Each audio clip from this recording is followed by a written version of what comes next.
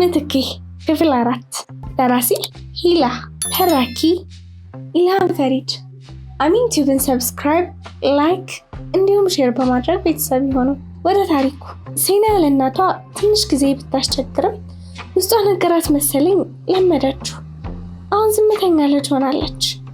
እናቴን የምታግዛት ልጅም ተገኝታለች። ህይወት እንደገና መስመሯን እየያዘች ነው። ጥሩ እየሄደች ነው። ብሩኬ ካሰብኩት በላይ የዋህና ቅን ሰው ነው። በየጊዜው መጥፎ ማንነቱን እያስወገደ መልካምነቱን ይላበሳል። የሴን 6 ወርና የኔና የሱ 6 ወር በጥሩ ሁኔታ ከበር ነው። ከልጃችን የልደት ቃል ጋር የፍቅር ቀናችን በመጣሙ የተለኛ ደስታ ነበረው። ዛሬ ብሩኬ ቆንጆ ሆኜ እንደመጣ ብቻችንን ጊዜ ማሳለፍ እንዳለብን ነግሮኝ እራት አብረን እንድንበላ እያሰበ ነው። ከመቼም በላይ አምሬና ተውቤ ባለባበስ ምርጫዬ ቤትና ማዬ እጃቸው አለበት። ከቤት ጋር ብቻችንን ስንሆን ልቤን ጠየቅኳት። ቤቲ እንደው ልቤ ፈርቷል ስላት ለምን ምን አዲስ ነገር ተፈጠረ አለችኝ። ምንም ግን ብሩክ እስከዛሬ እንደዚህ አይነት ፕሮግራም ይዞ አያውቅም። ዛሬ ግን ለምን እንደሆነ እንጃ ልቤ ፈርቷል አልኳት። ውይ የኔ እህት አትፍሪ። መቼም ወደፊት ሚስት ያላትን ሴት ደፍሮ አያስገድድም። አንቺ ደግሞ ውሳኔሽን እንደማትለውጪ ነገር ምናልባት አንቺ ዝም ብለሽ ይሆናል እኮ እሱ አላሰበው ይሆናል። እንዳፍሽ ያርግልኝ። የራሱ አይደለም ስንከባ ይደርሳል። ብቻ ፈራሁኝ አልኳት። አይዞሽ የኔ ቆንጆ አምሮብሻል፣ ደግሞ ከዓይኔ ያውጣሽ። ዘጋጅቼ እንደጨረስኩ ለብሩኬ ደወልኩለት። እየመጣ እንደሆነ ነገረኝ። ከዛም ብዙ ሳይቆይ በር ተንኳኳ። ቤት ከፈተች። ብሩኬ ነበረ። ሰላም ለዚህ ቤት ደህና ዋላችሁ? እንዴት ዋሉ ብሌን እናት ብሎ ቤቴን ሰላም ብሎ ገባ። እማዬ ከጓዳ መታ ጨበጠችው። አምሮበታል። የተለየ ግርማ ላብሶታል። የለበሰው ውሃ ሰማያዊ ሸሚዝ ከግሪን ጨርቅ ሱሪ ጋር የሆነ ሙሽራ አስመስሎታል። ብሩኬ አለባበስ ዝነጥ ይችልበታል። ቁመቱ፣ ተክለ ሰውነቱ ምንም ብለብስ እንዲያምርበት ይረዱታል። ፀጉሩን በሚገባ ተስተካክሏል። ሸሚዙን የተወሰነ ያክል ከፍቶታል። የአንገት ሀብሉ የተለየ ግርማን አላብሶታል። እጁ ያስቀረው ቅንጡ የእጅ ሰዓት ከሸሚዙና ከእጁ ጋር ተስተካክሎ ተቀምጧል። የተጫመተው የቆዳ ጫማ በአግባቡ ተወልብሏል። መሬት ላይ ለመራመድ ያሳሳል። በአጠቃላይ ሳየው ልቤ ደነገጠ። ሌላ ሴት ወታየው ብዬ ተመኘው። ሰብሬ ላስቀምጠው ፈለግኩ። የኔ እናት በጣም አምሮብሻል። የብሩኬ ንግግር ከሳቢ ያማነነ። እኔ የምለው ሳትነግሩኝ ልትጋቡ ነው ወይስ ሰርግ አለባችሁ? ቤቲ ነበረች ጠያቂያ። እውነቷን ነው። የሁሉ መሽቀርቀር ምንድን ነው? እማዬ ቀጠለች። መቼም የብሌን እናት ወግና ስርዓቱን ረስተው ይቺን ተጠብቃ የቆየችው ድንቁ ልጅ እንደ ፌስታል አንጠልጥዬ አልወስዳትም። የእናቷን ምርቃት ሳልቀበል ቤት ይዣትም አልገባም። ግን ዛሬ አብረን እንድናሳልፍ ነው ፍላጎቴ። ፈቃዶት ከሆነ አለ። አብረን እንድናሳልፍ ስትል እንዴት ማለት ነው አልገባኝም። ማለት ምሽቱን ከኔ ጋር እንድታሳልፍ ማለት ይህን ስል ከሌላ ይወሰዱብኝ። ብሌንም ከነ ክብሯ መሆኗን አውቃለሁ። እኔም ከሰርጋችን በፊት ላልነካት ለፈጣሪ ለራሴም ቃል ገብቻለሁ። ግን በቃ ዛሬ የተለየሽ ቀን ትሆን ዘንድ ፈለኩ። መቼም ከሰርጋችን በፊት አልነካት፣ ፈጣሪ ምስክሬ ነው። ግን ዛሬን አብራኝ እንድትሆን ይፍቀዱልኝ። ይህን ሲያወራ ቤትና እኔ እየተያየን እኔ ደግሞ እንደማፈር እላለሁ። እማዬ ፊቷ ላይ ምንም ማንበብ አቃተኝ። ዝም ብላ ሁላችንም ካስተዋላችን በኋላ ይኸውልህ ልጄ ንቀሄ ነው ብዬ አላለም። ብትደፍረኝ ፍቃዴን አትጠይቅም። ግን እሳትና ጭድ ጎን ለጎን ካሉ አንዱን ያሸንፋል። ያንን ነው የምፈራው። እርግጥ ህፃናት አይደላችሁ፣ ግን ከነ ክብሯ ለባሏ መስጠት ነው ያለብኝ። ያን ብዬ ስለማስብ ነው። እንደው ፈጣሪ ባይፈቅድና አንተ በማታገባ ልጄ 2 ያጣሽ ትሆንብኛለች። ስለዚህ አሁን አልከለክላችሁ፣ ግን አደራ ብለኝ ራሽን ተቆጣጣሪ። ሂዱ በሉ፣ መልካም ጊዜ አለች እማዬ። ብሩኬ ከወገቡ ጎንበስ ብሎ እጇን ሳመ። አመስግኖ ተያይዘን ወጣን። ምንም ሳንነጋገር አንድ ሆቴል ጋር ስንደርስ መኪናውን አቆመ። ብሩኬ ለምን እንደሆነ ባላቅም ያለወትሮ ስሜታው እጅግ በዛብኝ። እኔም ውስጤ እጅግ ፈራ። ለምን እንደሆነ ባላቅም መመለስ አማረኝ። ጓደኛዬ አጠገብ ሳይሆን ሌላ ሰው አጠገብ የተቀመጥኩ መሰለኝ። እንውረድ እናት በቃል ሳይሆን በአንገት ምልክት ሰጠሁት። ቀድሞኝ ወርዶ የመኪና በር ከፈተልኝ። ወረጄ ክንዱን እንዲይዘው እጁን አስተካከለ። ተይዘን ወደ ውስጥ ገባን። አንድ ልጅ እግር አስተናጋጅ ወደኛ ቀርቦ በሚገርም ፈገግታ ሰላም አቶ ብሩክ፣ ቦታ ተዘጋጅቷል፣ እባካችሁ ተከተሉ። በአግራሞት ቀና ብዬ ተመለከትኩ። ፈገግ ብቻ ብሎ ልጁን ተከተል ነው። ወደ ሆቴሉ የመጨረሻ ክፍል በመሄድ ከቴራዙ ላይ ወጣን። በነጭ ጨርቅ ያጌጡ የንጉስና የንግስት ዙፋን የሚመስሉ አንድ ጠረጴዛና 2 ወንበር ብቻ ይታያል። እየመራ እንድንቀመጥ ከጋበዘን በኋላ ለመታዘዝ በተጠቆመ የሚጠጣና የሚበላ ካዘዝን በኋላ አስተናጋጁ ጥሎን ወረደ። ቦታው በጣም የሚማርክ እይታ አለው። ወደ ታች ከተማውን ስመለከት አንዳች የመብራት ትርኢት የማይመሰለኝ። ሰዓቱ በመምሸቱ ጨለማውን ለማሸነፍ ከየአቅጣጫው የበሩ አምፖሎች አንዳች የተለየ ስሜት ይፈጥራሉ። ያውን ከልብ ሰው ጋር ሲሆን ስሜታችንን አንዳችን መስበር እንዳለብን ቢገባንን የደፈር አልነበረም። ድንገት ዞር ስል ፈሶ እየተመለከተኝ ነበረ። ምን ብሩኬ አልኩት እንደማፈር ብዬ። ምን አይነት ሴት ማየት ያልችልም። በዚህ መሀል አስተናጋጁ የታዘዘውን ይዞ መጣ። ከዛ የምንፈልገውን በየፊታችን ካስቀመጠ በኋላ መልካም ጊዜ፣ ሰዓቱ ሲደርስ አሳውቆታል አቶ ብሩክ። እሺ አመሰግናለሁ። የምን ሰዓት ይሁን? እየተገረምኩ ብሩኬ የምን ሰዓት ነው? አይ ተጨማሪ ነገር አዝዤ ነው። ምን ነበር ያልሽኝ? ማየት አትችልም አለ። ወሬ ለማስቀየር እንደሆነ ስለገባኝ ቀየርኩለት።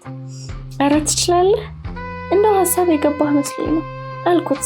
የመጀመሪያ ጉርሻውን እየተቀበልኩት አይ ምን ያክል እድለኛ ነኝ የሚለውን እያሰብኩ ነው። በዚህ ዘመን ከነሙሉ ክብራ ያለችን ሴት ማግኘት እድለኝነት ነው። በዛ ላይ ፈሪሃ ፈጣሪ ያላት ሰው ወዳጅ፣ ሁሉን አክባሪ፣ ለክብሯ ማች። በቃ አንቺን ሁሉን ሳይሰስት የሰጠሽ የእጅ ስራ ውጤት ነሽ። እናትሽ ቢጨነቁና ከሰውም ቢሸሽጉሽ አይፈረድባቸውም። የሚያምር ጽጌረዳ ሁሉም መቅጠፍ ይመኛል። ቀጥፏ ሲደርቅ ከመንከባከብ ይልቅ ለጊዜ ደስታ ይጠወልጓታል። አንቺንም እናሽ እንዳጣወልጊ ስለሚሹ ነው የሚከለክሉሽ። አውርቶ ሲጨርስ እኔም አጓረስኩት። ብሩኬ ግን እኮ እኔ ይህን ያክል አይደለሁም። በዛ ላይ ሁሉም እናቶች ለልጆቻቸው እንዴ ነው የሚያስቡት። ግን ብሩኬ ድፍረቱን ከየት አገኘ? እማዬን መጠየቁ አልኩት። መብላቴን እየቀጠልኩኝ የጎረሰውን በለስላሳ ካወራረደ በኋላ በቃ ናፈቅሽኛ፣ ናፍቆትሽ ሲያሸንፈኝ ልቤን አንዳች ኃይል ሰጠኝ። አንቺ እናትሽ እኔን ሲገስፈኝ ይዛት ጥፋል። እማማ ስላስፈቀድ በወስድሽ ምናልባት ገና ሳንጀምር እንጨርስና ወደ ቤት መሄድ ትፈልጊያለሽ። ያለኝ ይሄ ብቻ ነበረ። በመሀል ለተወሰኑ ደቂቃዎች በልባችን እያወራን ተመገበን። ከዛም አስተናጋጁ በእጁ ምልክት ሰጠውና እንዲያነሳ ጠየቀው።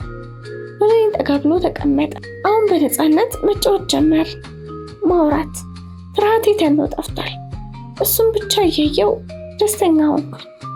ብሩኬ በእጁ አቅፎ ክንዶቹ ላይ ቀደም አድርጎኝ የፈራሁትን ጥያቄ ደረገኝ። ሊን ፈርተሻል አብረን በማደራችን? አዎ ብሩኬ በጣም። ክብርሽን ለእኔ መስጠት ትፈልጊ የለ? ለምን ፈራሽ? ብሩኬ ሳንጋባ አይሆንም አውቃለሁ። እኔም እንዳትፈሪ፣ ሌላው ቢቀር ያመኑኝን ማማቀል አልበላም። እወድሻለሁ። በዚህ መሀል ከጎኔ ብድግ ብሎ መጣውሽ እናት አልቆይም ብሎኝ ተነሳ። ብሩኬ ትንሽ ቆይቶ ተመልሶ መጣ።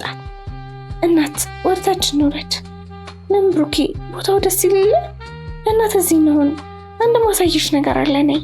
ወደታች ተያይዘን ወረድን። ብሩኬ እንደሚወስደኝ ምን እንደሚያሳየኝ እየጓጓሁ ነው፣ ግን መጠየቅ አልፈለኩም። በጭቅጭቅ መስሎ ተሰማኝ። ብቻ አንዴ ቀና አንዴ ጎንበስ እያልኩኝ በፈገግታ ከብሩኬ ጎን በደስታ ወደታች መውረድ ጀመረ። ወደ ሆቴሉ የመዋኛ ቦታ ስንደርስ ቦታው በአበባና በሻማ የተዋበ ነበረ። አንድ ጠረጴዛ ብቻ አለ። ጠረጴዛው በነጭ አበባ ከላይ እስከታች አጊጧል። በጣም ነበር የሚያምረው።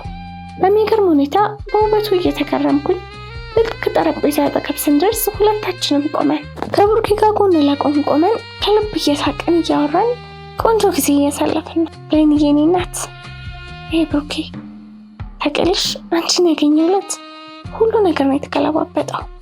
ማንነቴን በሙሉ በአንድ ጊዜ ነው የቀየርሽው። ታውቂያለሽ፣ እናቴን ሰጠሽ፣ ማንነቴን ያገናኘሽኝ እና ብሌንዬ ብሩኬ ሳላወራ ጣቱን ከንፈሬ ላይ አስቀምጦ አስጨርሽኝ ዝም ብለሽ አዳምጪ። ይኸውልሽ እናት፣ አንቺ ባጭሩ ህይወቴ ነሽ። አንቺን ካጣሁ መኖር አልችልም። ሌኒዬ፣ አንቺን ዘላለም የኔ አካሌ፣ ቤቴ፣ ክብሬ እንድትሆኚ እፈልጋለሁ። እናት፣ ዛሬ ዘላለም የኔ ትሆኛለሽ፣ ሚስቴ ትሆኛለሽ ብሎ ከፊቴ የቃል ኪዳን ቀለበት ይዞ ተንበረከከ። ያልጠበቅኩት በመሆኑ ቃል ማውጣት አቃተኝ። እምባዬ ባይኔ ሞላ። ቢያንስ ትንሽ ደቂቃ ቆይቼ እንደ ማባነን አረገኝ። ብሩኬ ይህን ያክል ለእኔ ይገባኝ ይሆን ነበር ብዬ አጠገቡ ተንበረከኩ። የኔ ውድ፣ አንተ የኔ በመሆነ እኔ ደስተኛ ነኝ። አያ ብሩኬ፣ ባሌ ሆነ አብረን ለመኖር እመኛለሁ። የልጅ እናት ሆናለሁ ብዬ ቀለበት ጣቴን ሰጣሁት። ቀለበቱን አረገልኝ። ግንባሬን ሳመኝ። አለቀስኩኝ። ተይዘን ቆመን ተቃቅፈን አለቀስን። ትንሽ ከቆየን በኋላ በቃ ዓለም ለኔና ለሱ ብቻ የተሰራች እስኪመስለኝ ድረስ ዓለም ጠበበች። ብቻ እስከ እኩለ ሌሊት እዛው ቦታ ላይ መሸን። ብዙ ነገር አወራን። ስነጋ አብረን ዓለምን ሁለታችን ሲደክመን ወደ ክፍላችን ገባን። ቃላችንን ጠብቀን አደርን። ቁርስ በልተን ወደ ቤት ሸኘኝ። ከማየ ጋር ምሽቴን ሁሉ አወራን። ዜናዬን ታቅፌ የማየን ምክር ተቀብዬ ከቤት ጋር አውርቼ ተኛሁ። ነገ ናፈቀኝ። አሁን ሁሉ ባሌ ቢሆን ብዬ ተመኘሁ። ብቻ አምላክ ፍቅራችንን ይጠብቅልን። ሌላ ሁሉም ትርፍ ነው። ቤት በድግግሞሽ የተሞላች ነገር ግን ሰርክ አዲስ የሆነች የምትጣፍጥ የምታጓጓ ናት። ዛሬ ያስተዋልናትን ፀሐይ ነገም ደግሞ ማየት እናፍቃለን። የትላንቱን ዝናብ፣ አየር፣ አበባ፣ ተክል፣ ሌላው በቀር የማንወደውን የጠላነውን ሰው እንኳን ነገ ማየት እንሻለን። ዛሬ የሰራነውን ነገር ስንደግም አይሰለቸንም። ህይወት የድግግሞሽ ውጤት ብትሆንም ሁሌ ተናፋቂና አዲስ ናት። በተለይ ደግሞ የምንወዳቸው ሰዎች በዙሪያችን ሲሆኑ ህይወት ታሳሳለች። እኔ አሁን ላይ ፈጣሪ በብዙ ሰዎች ባርኮኛል። እናቴን፣ የምወደው ብሩክን፣ እህት የሆነች ጓደኛዬ ቤቲን፣ ልጄ ሴናን፣ የማያጋሽ ፈለቁን፣ እነዚህን ሁሉ ወደ ህይወት ያምጥቶ ደስተኛ አድርጎኛል። ታዲያ ከዚህ ወዲህ እኔ ምን አነሰኝ? ፈጣሪንስ ምን እጠይቃለሁ? ምን ጎደለኝና በፍሬ እጠይቀዋለሁ? አምላክም አማረር አይሆንብኝ? እንደው ብጠይቅስ አምላክ ራሱ አይታዘበኝም? አሁን ላይ አንድና አንድ ሀሳቤ ከብሩኬ ጋር መጋባት፣ መሞሸር፣ እናቴ እንደምትለው ዓላማውን ማሳየት። ይሄ ብቻ ነው የኔ ሀሳብ። ፈጣሪ እድሜና ጤና በዙሪያ ያሉትን ሁሉ ይስጥልኝ እንጂ ሌላ ሁሉም ትርፍ ነው። ይኸው ስራ ከጀመርኩኝ 1 ዓመት ሞልቶኛል። እኔና ብሩኬ ለወደፊት ቤታችን አንዳንድ ነገሮችን እያስተካከልን ነው። በእርግጥ የብሩኬ ቤት የተሟላ ቢሆንም ያው ከአንድ ሁለት ያውም ትዳር አጋር ሲኖር አንድ አይደለምና ብዙ ባይሆኑ ነገሮችን እያስተካከልን ነው። ብሩኬ ማን አብራን እንድትኖር ቢፈልግም የኔ እናት ግን ፈቃደኛ አይደለችም። በቃ እማ እንዲህ ናት። ልጆች ከተጋቡ ትዳር ከያዙ በኋላ ከቤተሰብ መራቅ አለባቸው። ምክንያቱም እንደው አይደለም ሰውና ሰው ጥርስና ጥርስም ምላስና ጥርስም ይጋጫሉ እና በነፃነት ለመነጋገር አይችሉም። ሁሉም ቤተሰብ ለልጁ ስለሚያደላ አንዱን ማስቀየመው ሆድ መሻከሩ አይቀርም። ስለዚህ ቃሉም ሰው እናትና አባትም ይተዋል፣ ከሚስትም ይጣበቃል ተብሎ ተጽፏል። መራቅ አለባቸው ብላ ታስባለች። እማዬ በዚህ ሀሳቧ ብደግፋትም ከጠገቤ እንዳትርቅ ስለምፈልግ ብዙ ለመንኳት። እሷ ግን ይኸውልሽ ምትክ፣ አባትሽ ጥሎኝ ወደ መኖሪያው ወደ ርስቱ ሰማይ ቤት ሲሄድ እኔ እዚች የኪራይ ዓለም ላይ ብቻዬን እንዳልሆን አምላክ አንቺን የማረፌ ብሌን ሰጠኝ። ደግሞ አንቺ እንደምታገቢ ቤተሰብ እንደምትመሰርቺ አምላክ ሲያስተካክል ሴናን አጫዋች የብቻዬ ልጅ አድርጎ ሰጠኝ እና የኔ ልጅ አጠገብሽ ነኝ። ግን ደግሞ አንድ ቤት አንኖርም። ይሄ ቤትሽ ነው። በፈለግሽው ሰዓት መምጣት ትችያለሽ። በቃ የማንቃል ማስቀየር ስለሚከብድ ቤቱን በጥሩ ሁኔታ ሳደስ ነው። ሴናዬ ልጄ ምንም እንዳይጎልባት በማሰብ ሁሉንም አስተካከለ። አሁን የኔም የብሩኬን ቤተሰቦች ሰርጋችንን ብቻ መጠበቅ መናፈቅ ጀምረዋል። የብሩኬና ሽማግሌ ለመላክ በጣም ጓጉተዋል። እማዬም እንደዛ። እኔ የነክ የተጋነነ ሰርግ አልፈልግም። ብሩኬን በሀሳቤ አልተናደደም። እናቶቻችን ግን እንኳን ሊስማሙ ጭራሽ አኮረፉ። ቁጣም አላቸው። የነሱ ፍላጎት ማሟላት ስለሆነ ሀሳባችን ሁሉንም ነገር በሚፈልጉት ያክል እንዲያስቡና እቅድ እንዲያወጡ መብት ከመስጠት ውጪ ምንም ማድረግ አልቻለም። የኔ ብሩክ ከመጋባታችን በፊት ስራ እንድለቅ የራሴን ቢዝነስ ልከፍት ቢጠይቀኝም ፈቃደኛ አልሆንኩም። ከተጋባን በኋላ ማስተርሴን መማር እንደምፈልግ ነግሬው በዛም ተስማምቷል። እናት በፈለግሽው መስክ የፈለግሽውን ቢዝነስ ጀምሪ፣ እባክሽ በወር ከምትጠብቂ የራስሽን ነገር ልክፈትልሽ። ይህን ያክል ጊዜ ሰራሽ አይደል? በቃ አሁን የሆነ ነገር ልክፈትልሽ። ብሩኬ ስራውን እኮ ወደዋለሁ። ስራዬ ለእኔ ብቻ አይደለም የሚጠቅመው። እኔ ስሰራ እናቴ ደስ ትሰኛለች፣ ትኮራለች። ልጄ ተምራ ተመረቃ ስራ ይዛልኛለች ትለኛለች።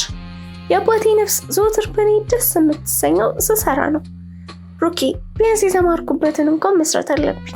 አሁን እኮ ስራ ትተሽ ቁጭ ባላልኩም፣ ግን ተቀጣሪ መሆን ይብቃሽ ነው ያልኩት። ገብቶኛል እኮ ፍቅር፣ ትንሽ ጊዜ ለፍቶ ማግኘትን ሰርቶ መብላት ልያው። እናቴም ብትሆን የላብኝ ሰበላት ነው ደስ የምትሰኘው። ስራውን ቢሆን አድካሚ አይደለም እኮ ታውቂያለሽ። አሁን እኮ በደንብ ለምጄዋለሁ። በቃ አንቺ ግትር ካልሽ የሚመለስሽ የለም። ደግሞ እኮ በምንም ማሳመን አልችልም። ያ ነው ችግሩ። ወይ ጉድ! በቃ የኔ ሚስት መቼም አትረችማ። ሴት አይደለም እማዬ፣ ሴት ልጅ ብልሃተኛና ባሏን በፍቅር የምታሸነፍ መሆን አለባት ትላለች። ለዛ ይሆናላ ከብሩኬ ጋር ተነጋግረን በዚህ ሳምንት መጨረሻ ሽማግሌ ሊልክ ተስማምተናል። ለማዬም ነግሬያታለሁ። በጣም ደስተኛ ናት። የብሩክ እናትም ቀኗ ሊደርስ ብሏቸዋል። የተዘጋጁ ሽማግሌዎች በጣም የተከበሩና ታዋቂ ባለሀብት ናቸው። እማዬም ሰዎችን ጨምራ የተከበሩ ሽማግሌዎችን ጎረቤቶቿን አብረውት እንዲሆኑ ነግራቸው አሁን ትልቅ ሰው ሙሉ ሴት መሆኔን አመንኩኝ። ከእናቴ ተለይቼ ሌላ ማስብለት ሰው መፈጠሩ፣ የራሴን ቤት 3 ጉልቻ መመስረቴን ማመን አቃተኝ። ይገርማል። ያንንም መጠላውን ብሩኬን አብሬው 1 ዓመት አስቆጠርኩ። አሁን ደግሞ ባሌ ላረጋው የብቻዬ መከታዬ ሊሆን ተቃርቧል። ፈጣሪ ያሳካው። አምላክ ደስተኛ ትዳር ይስጠኝ። ምኞቴ ይሄ ነው። ሽማግሌዎቹ ዛሬ ነው የሚመጡት። እማዬ እንደወጉ ተዘጋጅታ ጠበቀች። በተላኩበት ሰዓት ቤታችን ደረሱ። የግድ መደበቅ ስለነበረብኝ ቤትዬና እኔ ሴናዬን ይዘን በእንግዳ ቤት ተቀመጥን። ሰላም ለዚህ ቤት አለ። ከውጪ ነው የትልቅ ሰው ድምፅ። ሰላም ለሁላችን ግቡ አለች እማዬ። ሽማግሌዎቹ ተከታትለው ገቡ። አንደኛው ሽማግሌ አለባበሱ ሙሉ ብሉ ብላክ ሱፍ ሆኖ ሞላ ደንደን ያለ ሰውነት፣ መካከለኛ ቁመት አለው። መነጽር ይጠቀማል። ድምፁ አንዳች ነገር እንዳነቀው ነገር ያስጨንቃል። ሁለተኛውን ከመሃል ቆመው አጠር ብሎ በወጣትነቱ የተስተካከለ ቁመና እንደነበረው የሚመሰክር የስፖርተኛ አቋም የሚመስል ሰውነት አለው። ሙሉ ጥቁር ሱፍ ከነጭ ሸሚዝ ጋር ለብሷል። ወፈር ያለና ማራኪ አባትነት ድምፅ አለው። ሶስተኛው ሽማግሌ ሙሉ ጥቁር ሱፍ፣ ኮስተር ያለ ፊት፣ ረጅምና ጠይም ነው። ወታደራዊ አቋም አለው። ሲናገርም በተኮሳተረ ድምፅ ነው። ሶስቱንም አንድ የሚያደርጋቸው ግን ንግግር አዋቂነታቸውና ሀብታምነታቸው፣ በከተማው የተከበሩ መሆናቸው ነው። ብሩኬ ሰው መምረጥ ይችልበታል። ተቀመጡ አለች እማዬ። የመጣንበትን ሳናሳካ እንቀመጥ። ምንድነው የምታሳኩት ጉዳይ አሉ የእናቴ ንስሐ አባት። መቼም እኛ የመጣነው ከእናንተ ዝምድና ፈልገን ነው፣ የተከበረ ቤተሰብ በዝምድና ለማሰር አሉ በመሀል ያሉ ሽማግሌ። እኮ በምን መልኩ ነው ዝምድናችንን የምትፈልጉት እኮ? እንዴት አባ ናቸው የሚናገሩት። እናቴም እርሶ እያሉን ያልቀበልም እርሶ ያወሩ ብላ ሙሉ መብት ሰጥታቸዋለች። ልጃችሁን ለልጃችን ብለን አሉ የመጀመሪያው ሽማግሌ። ጥሩ፣ እሱ ጥሩ ነው። አምላክም የተፈቀደሰን ትዳር ይፈልጋል። ቢሆንም ልጃችሁ ማን ነው? ልጃችን የተከበረ ጥሩና የተመሰገነ ባህሪ ያለው ነው። ልጃችሁንም እስከ እድሜ ፍጻሜ በፍቅርና በደስታ የሚያኖር ነው። ስሙም አቶ ብሩክ ይሁነኝ ይባላል። መልካም ማለፊያ ነው። ልጃችሁ ምን አለው? ለልጃችን የሚመጠን ምን ነገር አለው? ልብ አለው። እንደው ለልጃችሁ የሚመጠን ከልብ ሌላ የሚሰጣት ባይኖርም ዓለማዊ ሀብት ካላችሁ ሞልቶ የተረፈው ነው። ሰርቶ የሚያምን ጥሩና ሀቀኛ ታታሪም ነው። ጥሩ፣ እንግዲህ ለዛሬ ሳምንት ውሳኔያችንን እናሳውቃለን። ምን ትላላችሁ እናንተስ? እሺ መልካም፣ ፈጣሪ ለዛ ያድርሰን። በመጡበት እግራቸው ሳይቀመጡ ወጡ። በጣም ደነገጥኩኝ። ከሄዱ በኋላ አባይ ለእናቴ ልጃችንን ዝም ብሎ ማግኘት የለም፣ ሳምንት ሲመጡ መልስ እንሰጣለን ብለው እኔን ከውስጥ እንድጠራኝ ነገሯት። ቁጭ አልኩ መጥቼ። እህተ ማርያም እንደው መልካምና የተባረከ ትዳር ይሆናልሽ።